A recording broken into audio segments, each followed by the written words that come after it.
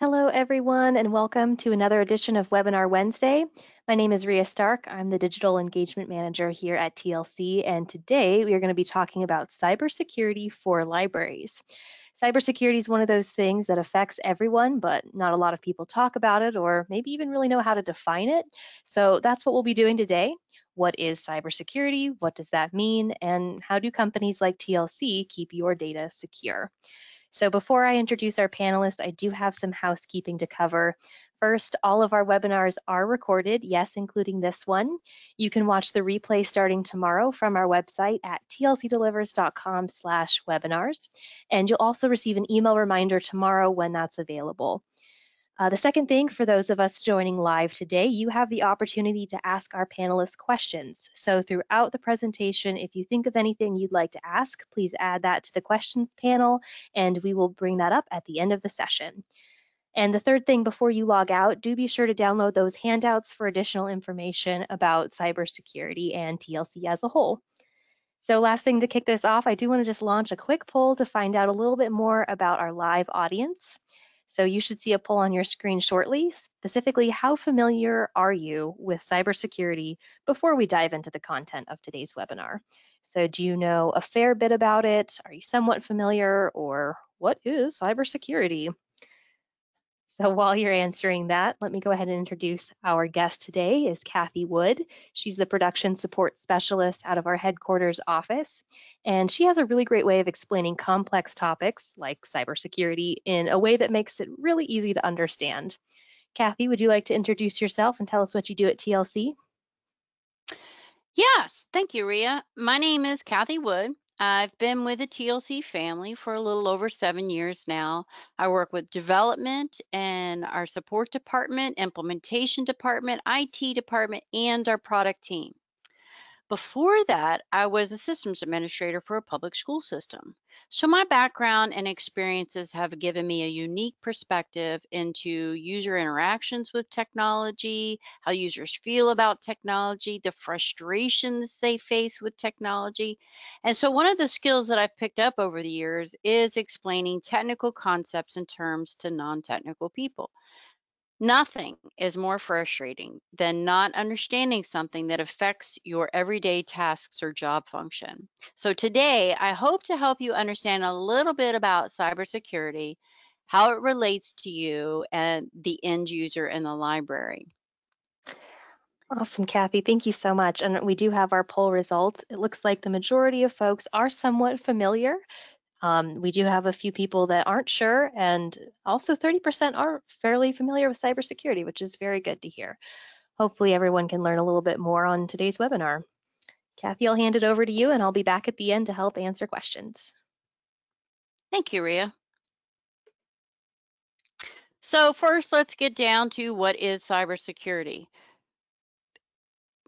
It is a term you hear often. It is a term that encompasses all things security as it relates to technology. It applies to your network. It applies to computers and software, websites, and the data on those things. It basically includes all of the stuff you can't really see and touch, like the internet. It also includes all the devices that connect to or through the internet, like your phone, your computers, your tablets, all of those things. Cybersecurity is protection from cyber criminals. Cybersecurity is the practice of protecting against cyber attacks. I'm seeing a theme here with cyber. So like cyber is that virtual digital world that you can't really see or touch. So then the next thing, okay, that gives you a basic understanding of what it is. So then you're probably asking yourself, I know I did, why? Why do criminals attack? There's lots of reasons. Why does any criminal do what they do? Financial gain is a big one. Stocks, getting paid, selling of information that they steal from you. Data theft is used for not just identity theft, when it first came around and started floating around, and people were talking about identity theft and data theft. That was the big thing. But now they're gaining information and selling it to others who utilize that information either to uh, push sales towards you, ads towards you, or tailor another different type of attack towards you. Some people do it, well, just because I can. Because I'm learning how to hack and I want to test my skills to see if I can break into your system.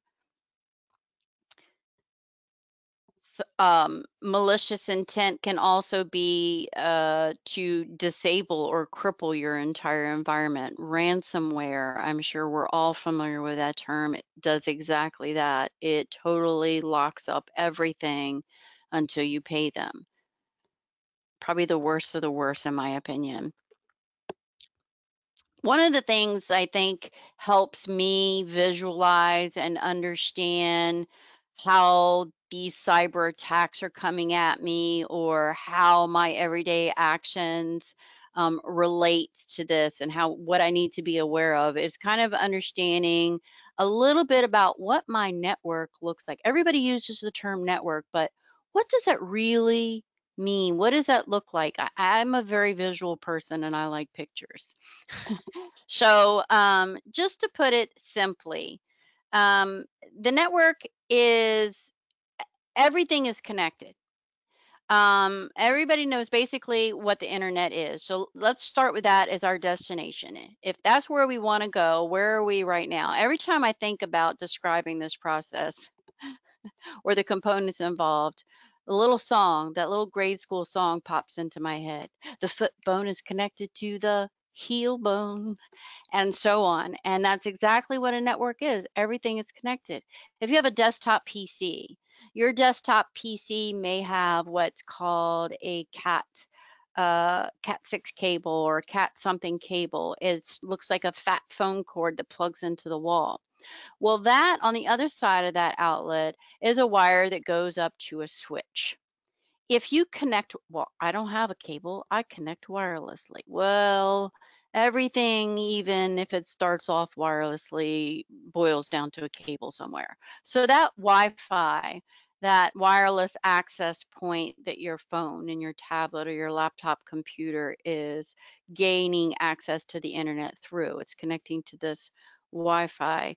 That Wi-Fi access point connects to the switch using a cable or directly to the firewall. If you're a home network, your wireless access point is an all-in-one. It does all the things in one box. But then the switch goes through the firewall. The firewall is the door out to that digital world, that internet, the big blue cloud. Um, think of the firewall like the bouncer at the door of your club. And his job is to make sure that no one gets back into your network from the internet without permission. He has a very important role to protect unauthorized access. That is my visual representation of what a network is. So hopefully that helps clear up anything that was a little fuzzy. So we know why. So now it's probably important to know how cyber criminals attack. So why, what they want. They're money hungry criminals who just want to get, they don't want to, I don't know, they want to work a real job and earn a living. Well, that, I guess that could be debated too. But I need to know how I can expect a cyber attack to come at me so maybe I can be better prepared and not fall for it.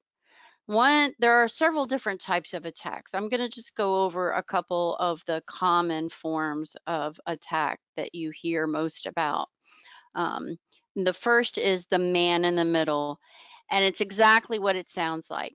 There's someone sitting in the middle between you and where you're going, the web page, the service, the other person that you're chatting with, your bank's website. That man in the middle can eavesdrop on your communication to gain information that you're passing back and forth. like your username and your password if you happen to type that in on a site that's not HTTPS. That is, it's not crypted. Anytime you visit a site that is not HTTPS, that doesn't have the little padlock up there next to the URL, that information is in plain text, and anyone in the middle can see everything that is passing between you and that website. This is why browsers are now warning you when you visit an HTTP site, in your face warnings, and making it difficult to go to the site. They're trying to make it difficult so that you're more aware of this vulnerability. I've seen a couple of the browsers now with the latest updates not even allow, they may let you go to the page, but not all the content on the page, like the pictures. They won't even load on the page. And you think there's something wrong with the website, when in fact, it's because your browser is blocking it because the site is not secure. The man in the middle attack can also hijack your communication, redirecting you to a phony website. Um, you think you're going to one website when in fact you're going to one that looks like the website you plan to go to. And you type in your username and password, and that man in the middle has now gained that information from you. Kind of makes me think of those TV shows where the criminal poses as the FBI agent and they walk in the police station to get someone out of custody or ask questions of someone in order to gain private information from them. They're posing as someone they're not, as a website that they are not. Criminals will do almost anything to get what they want. Another form of attack is called social engineering. These, I'm sure everyone has heard of, if not this term, one of the terms that is listed here. This is, people are bombarded with these all the time. Phishing, smishing, spear phishing. Phishing attempts sounds like phishing because it is phishing to see who bites. They, in its simplest term, um, social engineering attacks are cons. They con or trick a person into taking an action, and that action results in a breach or some other form or another. Phishing attempts often come through email, pop ups, even text messages and phone calls. Has your car warranty recently expired? Or has your Social Security card been compromised? Phishing attempts can be a link in an email that asks you and tells you that your password has been compromised. Please click here and change your password. But first, type in your current and old password so I can have that and gain access to all the things that you log into. All the while, you're not changing anything, just giving the con artist your password. Spear phishing, very similar to phishing, but it's more targeted and customized for specific individuals or organizations. So these are a little harder to pick up on. They're not as obvious as the 50 different car warranty expiration voicemails you've received this week. Because these criminals did their homework and they learned a little bit about your organization so they can tailor their attack or their con to you specifically. Scareware, false alarms, and fictitious threats. These are designed to scare you into thinking that you've been infected, prompting you to take an action, urging you to do this thing. Don't think, act now, quick, before it's too late. Click on this and update your antivirus. Oh, sorry, I lied. You're not updating your antivirus, you're actually downloading a virus right now. And that's what that does, is it really scares you into acting without thinking. It creates a sense of urgency to get you to hurry up, to get you to act without suspecting that there's something wrong with this. Baiting, again, exactly what it sounds like. Baiting tactics can be virtual or physical. The bait is anything to entice curiosity to, oh, I don't know, pick up that USB drive that you found in the restroom labeled payroll. plug it into your computer, and bam, you've just been infected with malware. Your firewall, aka the bouncer, protects you from unauthorized access, right? So you should be good. But if that third, what if that party invitation said +1? Email is allowed to enter because you need to check your email. But in that email is a link that you click on. And when you do that, you are basically letting that criminal in on your network through that hole in the fence. You've gone around the bouncer, in through the back door, through that crack, through that crevice, through that whatever.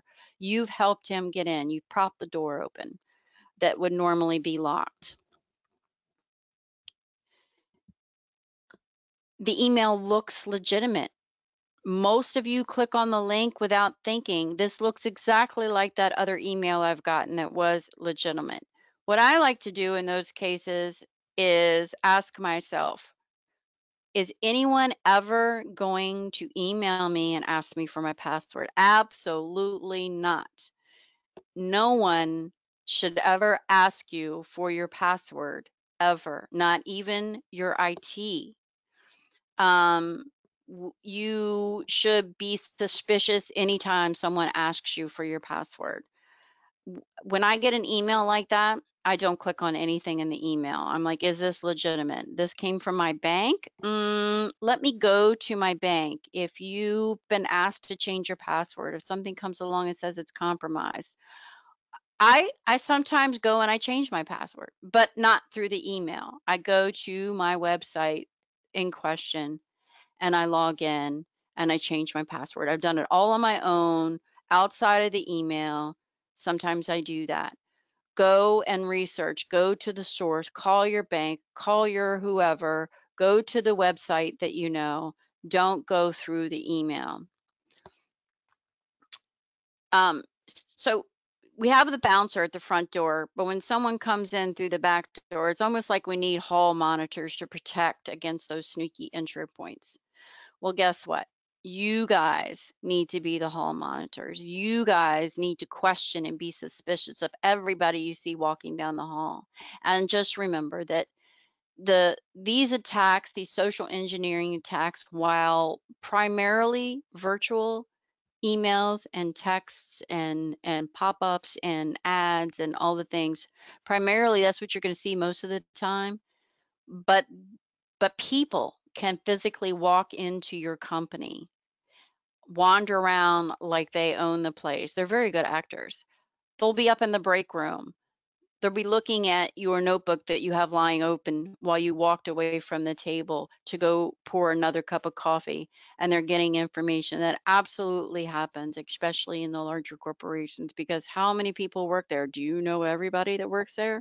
Fortunately, in libraries, you have a more personal relationship with everybody you work with, at least I assume. And that's not as likely to occur, but always be suspicious of people you don't recognize. Email servers also incorporate filters and software designed to hopefully detect some of these phishing emails and bogus cons and squash them before you get them. But unfortunately, no system's perfect. So you may have come into a situation where you're not getting emails that you're expecting to get because these filters have had to be more strict and just more harsh, and things that should be able to come through aren't. And it's very frustrating, but understand that without it, we would be bombarded with so much that it's just exhausting trying to look at every single thing to make sure that's legitimate. So if that happens, work with your email provider and just work it out. They can make exceptions once they can recognize that this is a legitimate source and clear that up for you.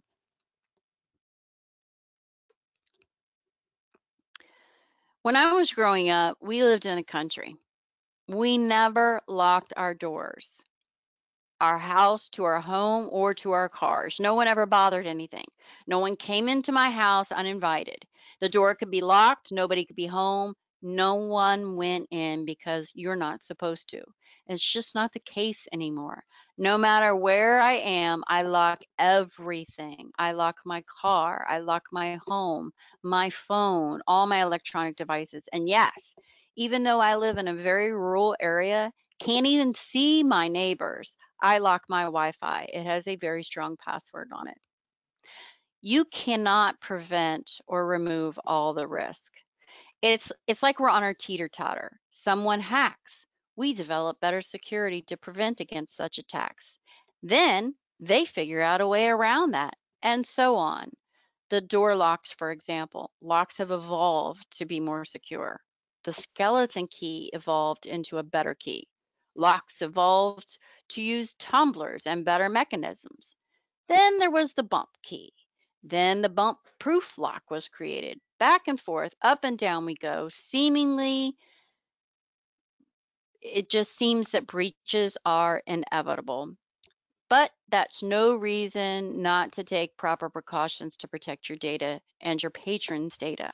It starts with education, understanding how to recognize those threats. Attempts to gain access is one of the most important things that you can do. Educate yourself, learn to recognize it. So, what can you do? Be suspicious of everything. If it sounds too good to be true, it probably is. Read carefully. Those emails, I don't know who writes those things, but have you noticed how many misspellings are in a lot of those phishing emails? Misspellings are a sure sign that it's bogus, or like grammar. Wait, what did he say? That doesn't exactly apply to me. Well, then it's probably a bogus email. Be aware of your surroundings. Um, is that new employee in the break room, or should I report this person and ask them if they have an ID card? Attend educational webinars. There are a lot of webinars now, YouTube videos, courses, Udemy, all kinds of places that are designed to help you become aware of and help you recognize what to look for in those too good to be true emails.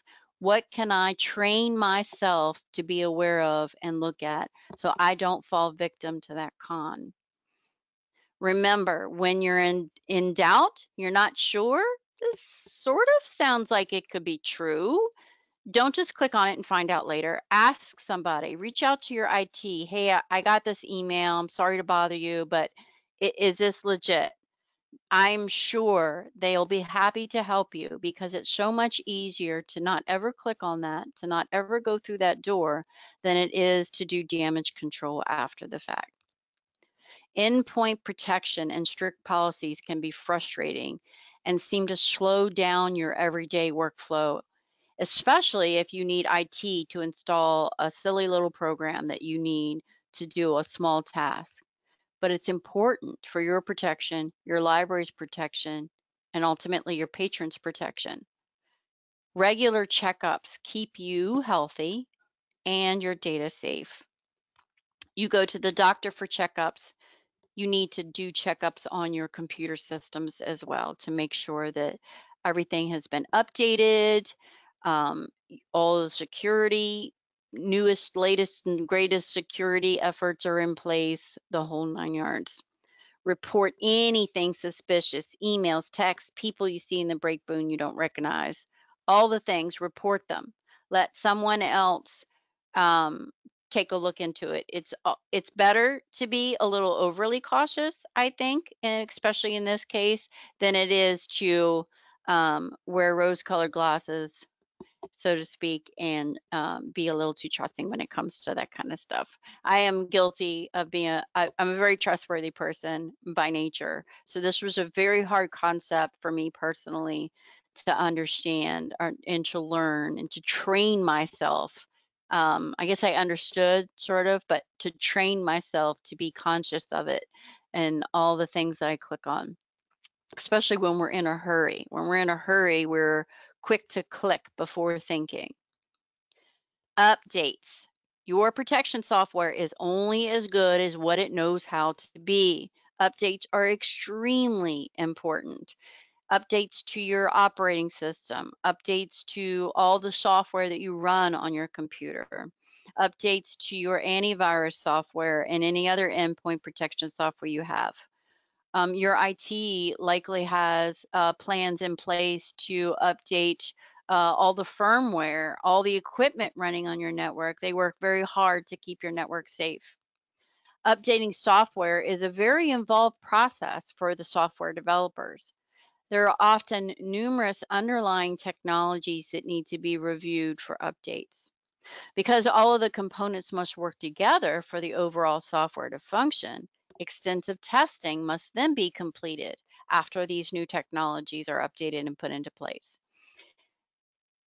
Any resulting bugs need to be found and corrected to ensure the software still functions as you expect it to. Once that process has passed, here at TLC, we also run pen testing to scan each of our releases to check for any known vulnerabilities. This involved process takes time to go down the pipe, and then once a software update is released, then it's available for you to apply. And that's not just true for TLC software, that's true for a lot of software in general.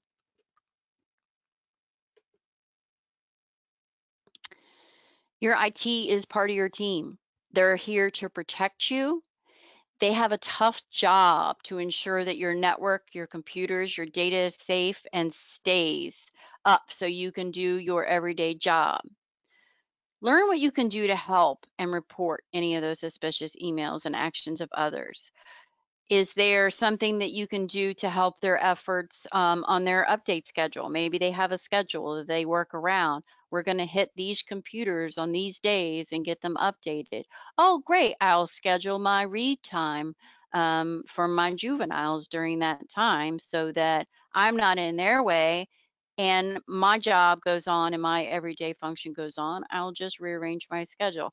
I'm not sure what that looks like for your environment, but I think if we're flexible at home, the kids have basketball, we're flexible at work, then we can work together more efficiently to protect ourselves, our customers, our patrons.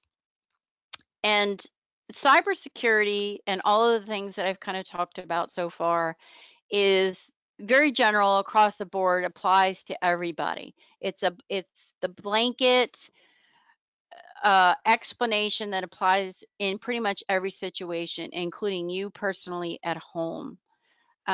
Libraries are not excluded while you don't have, bank accounts and I don't know, all these stocks and all these things that maybe you feel like, oh, who's going to come after me because I have nothing. I mean, what do I have on my personal computer? Digital art, I mean, I do very little. That doesn't mean that someone is not going to come after me, and you would be surprised, the little bits of data that don't seem to be much to me can be put together to be useful to someone else. What is my browsing history? What are the things that I like to look at? Ooh, she likes to look at YouTube videos for artwork or the latest crested gecko morph. We could totally develop a scam or a con to her that appeals to her and appeals to her interests and her hobbies.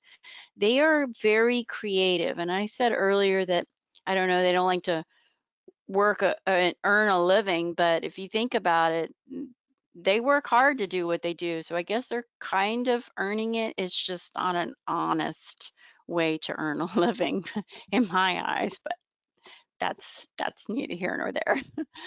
So let's all work together against our common enemy, the cyber criminal.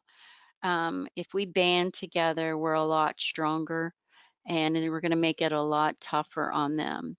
Um, One of the biggest things that is important is also making sure your data is backed up. it's inevitable. No matter how cautious you are, no matter how careful you take each step, some point in life you're going to trip, you're going to fall down, you're going to bump into the wall. Oh, or maybe that's just me. Anyway, something is going to happen somewhere down the line. So be prepared for that. Plan for the worst. Have your backups, lots of backups, stored offsite, stored off the computer. Be prepared to recover from an attack. Um, and yeah, work together. I mean, it's a tough job. It's a tough job, and we can't do it alone. We have to all pull together. And here at TLC, we're there to help you. We are the recent attack, the Log4j shell vulnerability. We all swarmed that. We worked with you and your IT to get that deployed. The vendors, our third-party people that we had to get our updates from in order to push to you. And that is what it takes for all of us to pull together vendors, ILS, library, IT team, in order to um, protect ourselves against those cyber criminals.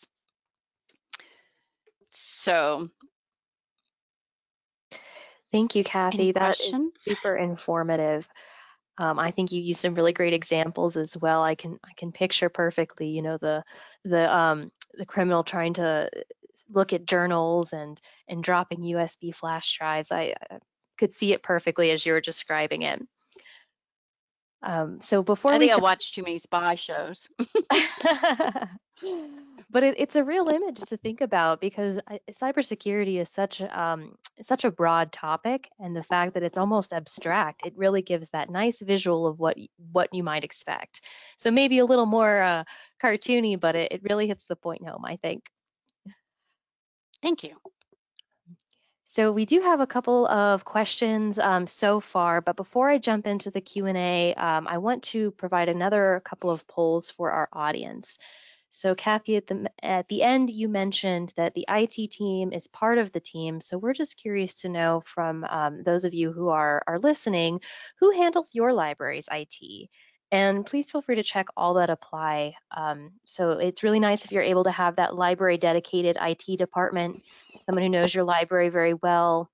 Potentially your IT might be part of that larger organization, such as the city's IT, or maybe if you're at a school library, it's IT for the whole school, not just the library. Maybe you use a third-party consultant. Let us know. Maybe you don't have IT staff. Maybe it's your library workers, or maybe it's somebody else. Or if you're not sure, feel free to check that too. But we're always curious to see kind of who our libraries are using when they're working with IT. All right, well, that poll is up on the screen. Cathy, you spoke a little bit to this, but our first question has to do with what are some of the ways in which TLC helps fight against cyber attacks in our software? Every single release that we put out, we evaluate. We have several underlying technologies in our software that are incorporated or work with the different applications, such as Java, Jetty, Postgres, all of these things. And so for every single release, we look at those that provide those technologies to us. We are currently getting our Java from Amazon, Corretto. And we look at that and see, do they have an update for us? And then if so, we look at that. We look at, is this a stable release? Because we're not going to put a beta version in with our software. And then we incorporate that in. And then we test all of our software to make sure that there are no adverse effects to running our software over top of this technology.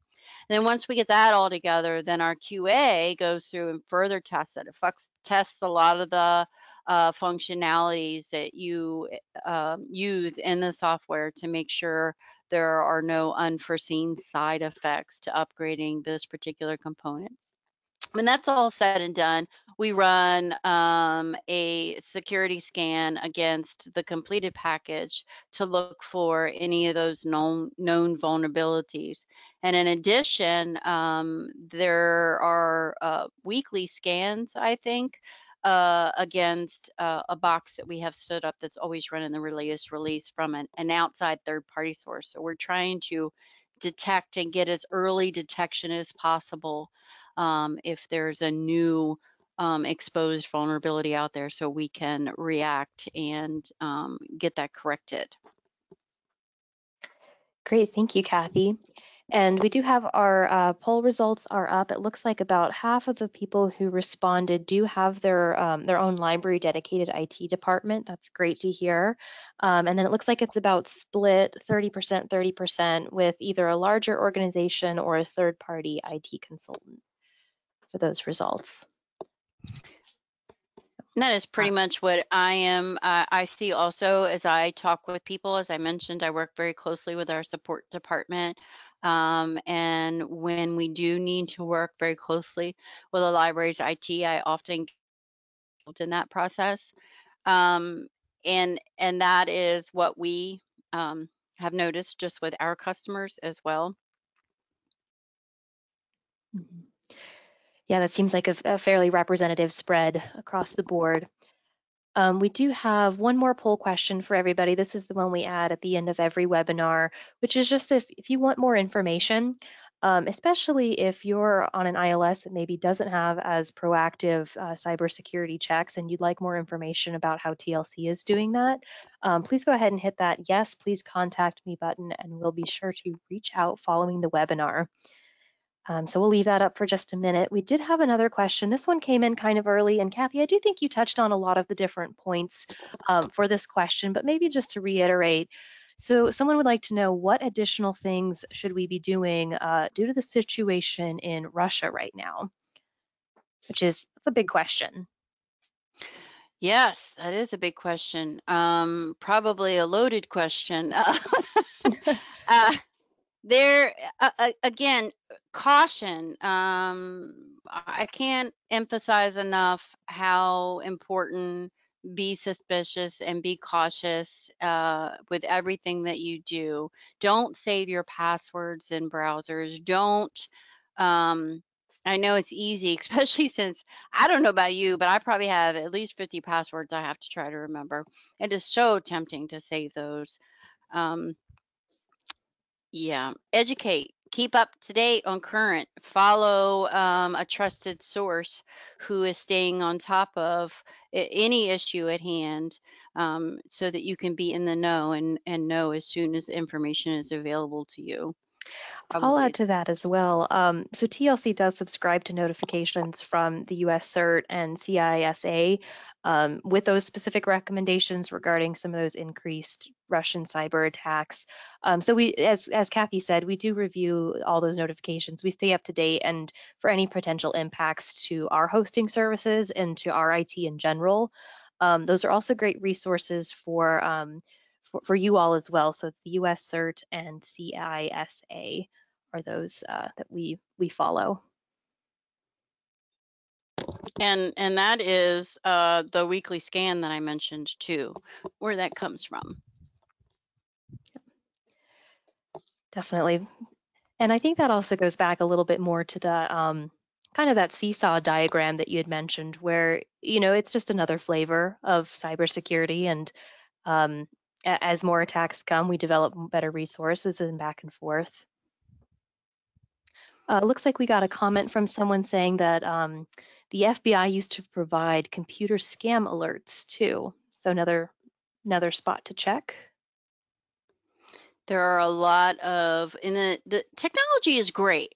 I love technology. I'm very passionate about it. I got into technology for so many reasons, and I really have a passion for helping others with technology too. It can be extremely frustrating. It can be extremely useful. There are a number of good sources, and you can sign up for news alerts. You can sign up to just get that information to come to you like a news article like your newspaper would. So it's easy nowadays to get that information and stay current.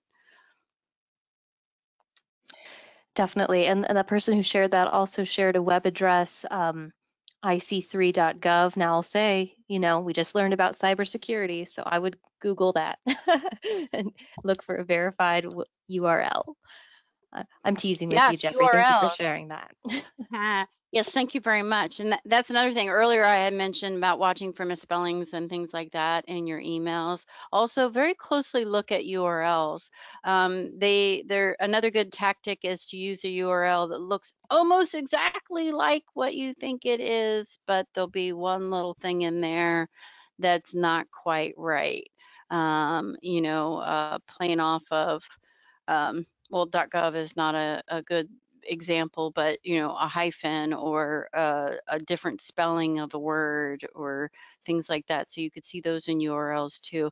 It really makes you stop and read. I know my eyeballs, I read quick. Sometimes I'm like chun chun because I'm really fast paced all the time, working on so many different things that I feel like my eyes fix mistakes like that. And I have to slow myself down to really look at it before I catch those little nuances.